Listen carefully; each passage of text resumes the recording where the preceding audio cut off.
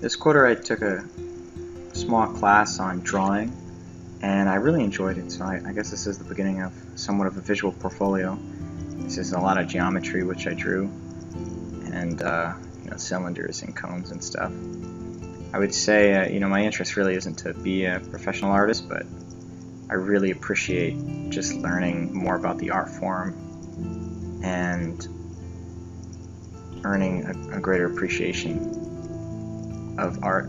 This is a mask, which I do I did a lot of thumbnails of, and then I did a full-scale rendition. This mask is actually from the Sleep No More live-action play, which I just loved, so it was really awesome to play with the idea of the mask and all the different ways in which you could do it.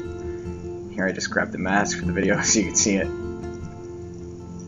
It looks something like that, so we'll see. I don't know, somewhat accurate. I think that's an awesome thing about art at the same time. It's like, to some degree, you want to portray the still life, you want to portray what's really going on, and then in another sense, you want to turn it into something completely new. And that's really exciting. This is a whistle, which was one of the assignments we had to do, a very difficult piece of geometry. Very, very strange shape, the whistle. Here was some work in cubism. I had some idea that I wanted a robot to kind of have their head popped off, and then I wrote that into some greater narrative of a shootout, some sort of western, where a cactus blew this other guy up, and I love the way the blood just falls off those cubes. That was a lot of fun to draw. It's awesome, it's like Ivy almost. Here was some early ideas on how I might position this guy. This was my piece for HK47. My absolute favorite character, maybe from all video games. He is from Knights of the Old Republic. Really awesome RPG. Okay, and then this was for my final project. We have to draw a scene from a movie, and the scene I went with was when the comedian is falling down in New York City, or whatever the fictional equivalent is, within the Watchmen series. So they did this really awesome scene in the film, and I wanted to recreate that. So this has kind of been the progression of the different frames I went through and planning it out. This was kind of my a lot of work went into this one in particular, just trying to frame all the different measurements, and then there's the photocopy. And then we souped that up and we drew it in, and it wound up looking something like this. Photocopied that, made it one size larger, and then we put a gradient on the windows. Something like a radial gradient, trying to bring the focus back onto the protagonist, our comedian there in the center. And there's the side-by-side.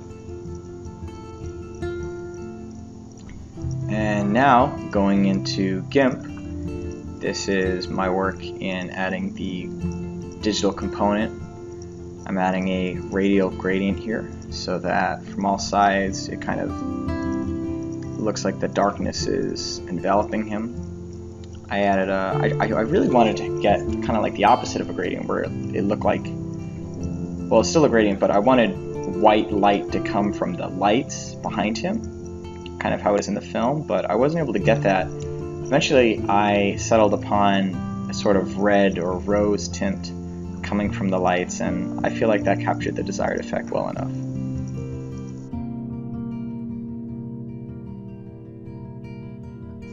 One of my favorite parts about this piece is that through the glass, everything kind of shifts down about a 1/4 inch, and that was really exciting to draw, especially on the bottom left when the car is seen through the glass, cracked glass right there. The way the car shifts, that was a lot of fun.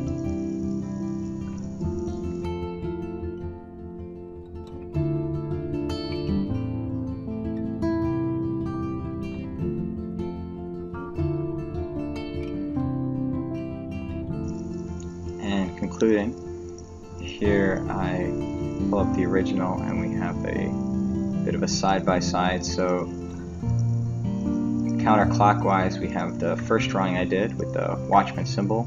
Bottom left, we add on the pin. Bottom right, we add on the guy, and then top right is the original image. Thanks for watching.